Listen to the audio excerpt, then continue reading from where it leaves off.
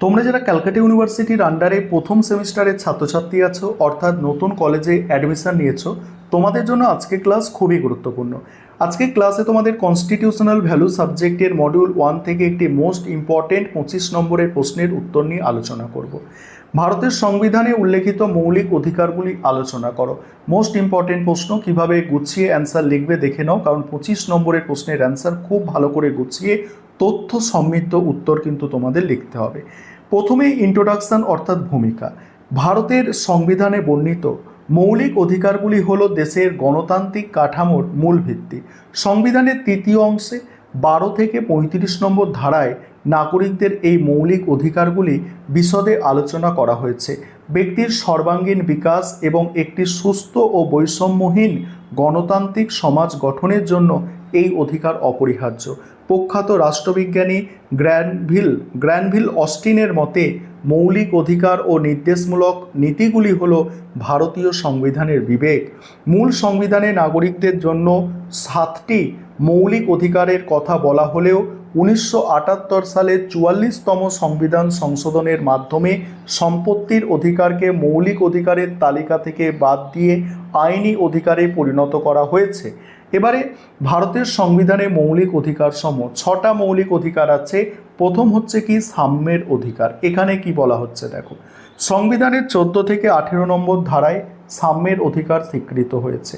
এর প্রধান উদ্দেশ্য হলো সমাজে আইনের শাসন প্রতিষ্ঠা করা। 14 নম্বর ধারায় আইনের দৃষ্টিতে সমতা ও আইন কর্তৃক সমানভাবে সংরক্ষিত হওয়ার অধিকার নিশ্চিত করা হয়েছে। 15 নম্বর ধারা অনুযায়ী জাতি, ধর্ম, বর্ণ, লিঙ্গ, জন্মস্থানের ভিত্তিতে রাষ্ট্র কোনো বৈষম্য করতে পারবে না। এছাড়া সরকারি চাকরিতে সমান সুযোগ লাভ, অস্পৃশ্যতা দূরীকরণ এবং বিদ্যা ও সামরিক সম্মান ছাড়া অন্য যে কোনো খেতাব বা উপাধি গ্রহণ নিষিদ্ধ করা হয়েছে। এই ধারাগুলো তোমরা কিন্তু উল্লেখ করবে, কারণ তোমরা মনে রাখবে এই সাবজেক্টটার নাম হচ্ছে কনস্টিটিউশনাল ভ্যালু অর্থাৎ সাংবিধানিক মূল্যবোধ। সংবিধানের ধারা তো উল্লেখ করতেই হবে। তারপর দ্বিতীয় হচ্ছে স্বাধীনতার অধিকার।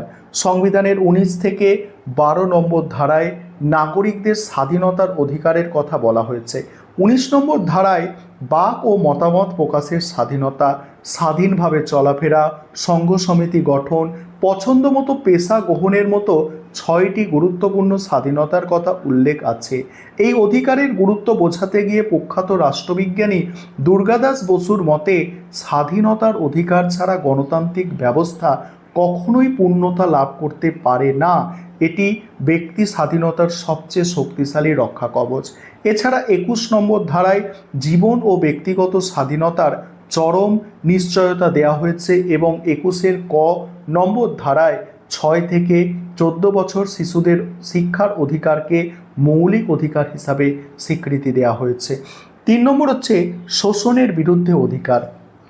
বাকি পোর্শন আলোচনা করব, তার আগে তোমাদের যে বিষয়ে বলার আছে, তোমাদের জন্য অনলাইন কোচিং ক্লাস চলছে। তোমরা চাইলে আমাদের পেইড ব্যাচে অ্যাডমিশন নিতে পারো। সপ্তাহে 2 দিন করে ক্লাস থাকে এবং সঙ্গে তো তোমরা পিডিএফ নোটস পাবে। তোমরা যারা পেইড ব্যাচে অ্যাডমিশন নিতে ইচ্ছুক আছো এবং ভালো নম্বরও পেতে চাইছো, তোমরা অবশ্যই স্ক্রিনে দেওয়া নম্বরে যোগাযোগ করে নেবে। এবং তোমরা যারা স্টাডি মেটেরিয়াল অর্থাৎ পিডিএফ নোটস কিনতে চাইছো, তোমরাও স্ক্রিনে দেওয়া নম্বরে যোগাযোগ করবে। এবং আমাদের প্রায় 30%-এর মতো মেটেরিয়াল সম্পূর্ণ ফ্রিতে টেলিগ্রাম চ্যানেলে পাবে। টেলিগ্রাম চ্যানেলের লিঙ্ক এই ভিডিওর প্রথম কমেন্টেই থাকবে। দেখো, শোষণের বিরুদ্ধে অধিকার, এই পোর্শনটা বোঝো। 23 থেকে 24 নম্বর ধারায় সমাজে দুর্বল শ্রেণীকে শোষণের হাত থেকে রক্ষার ব্যবস্থা করা হয়েছে। 23 নম্বর ধারার মাধ্যমে মানব পাচার, বেকার খাটানো বা বল প্রয়োগের মাধ্যমে কাজ করানো সম্পূর্ণ নিষিদ্ধ করা হয়েছে। অন্যদিকে 24 নম্বর ধারা অনুযায়ী 14 বছরের কম শিশুদের কারখানা, খনি বা অন্য কোনো বিপজ্জনক কাজে নিয়োগ করা আইনত দণ্ডনীয় অপরাধ। এইভাবে লিখতে হবে গুছিয়ে। লেখার কোয়ালিটি যদি ঠিক করতে পারো তবেই কিন্তু ক্যালকাটা ইউনিভার্সিটি নম্বর দেবে, না হলে কিন্তু নম্বর দেয় না। যাই হোক, পরের পয়েন্ট কি আছে, ধর্মীয় স্বাধীনতার অধিকার। এটা কি বলা হচ্ছে, সংবিধানের 25 থেকে 28 নম্বর ধারায় ভারতের প্রতিটি নাগরিকদের নিজ নিজ বিবেক ও বিশ্বাস অনুযায়ী ধর্মগ্রহণ, ধর্মচারণ, ধর্ম প্রচারের স্বাধীনতা দেওয়া হয়েছে। যেহেতু ভারত একটি ধর্মনিরপেক্ষ রাষ্ট্র, তাই রাষ্ট্রের নিজস্ব কোনো ধর্ম নেই। রাষ্ট্র কোনো বিশেষ ধর্মের প্রতি পক্ষপাতিত্ব করবে না বা নাগরিকদের ওপর জোর করে কোনো ধর্ম চাপিয়ে দেবে না। প্রতিটি সম্প্রদায়ের নিজেদের ধর্মীয় প্রতিষ্ঠান পরিচালনা করতে পারবে। তারপরে আছে সংস্কৃতি ও শিক্ষা বিষয়ক অধিকার। 29 ও 30 নম্বর ধারার মাধ্যমে ভারতের ভাষাগত ও ধর্মীয় সংখ্যালঘু সম্প্রদায়গুলির স্বার্থ সুরক্ষিত করা হয়েছে।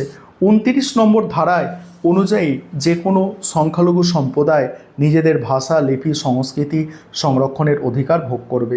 30 নম্বর ধারায় বলা হয়েছে সংখ্যালঘুরা নিজেদের পছন্দ মতো শিক্ষা প্রতিষ্ঠান স্থাপন ও পরিচালনা করতে পারবে এবং রাষ্ট্র অনুদান দেওয়ার ক্ষেত্রে বৈষম্য করবে না। তারপরে বলা হচ্ছে সাংবিধানিক প্রতিবিধানের অধিকার। 32 নম্বর ধারায় উল্লেখিত এই বিষয়টি হলো অন্যান্য সমস্ত মৌলিক অধিকারের প্রধান রক্ষা কবচ। যদি কোনো নাগরিক মৌলিক অধিকার ক্ষুণ্ণ হয় তবে তিনি সরাসরি সুপ্রিম কোর্টের দ্বারস্থ হতে পারে। অধিকার রক্ষার্থে সুপ্রিম কোর্ট 5 ধরনের লেখো বা রিট জারি করতে পারে: বন্দি প্রত্যক্ষীকরণ, পরমাদেশ, প্রতিষেধ, অধিকার পিচ্ছা এবং উৎপেষণ। Doctor B.R.. আম্বেদকর এই ধারাটিকে সংবিধানের হৃদয় ও আত্মা বলে অভিহিত করেছেন। এবার উপসংহারটা দেখে নাও, এটা আর আলোচনা করব না। উপসংহার দিয়ে তোমাদের প্রশ্নের উত্তর শেষ করতে হবে। ভালো নম্বর পেতে গেলে এইভাবে ভালো করে প্রশ্নের উত্তরগুলো লেখার চেষ্টা করো।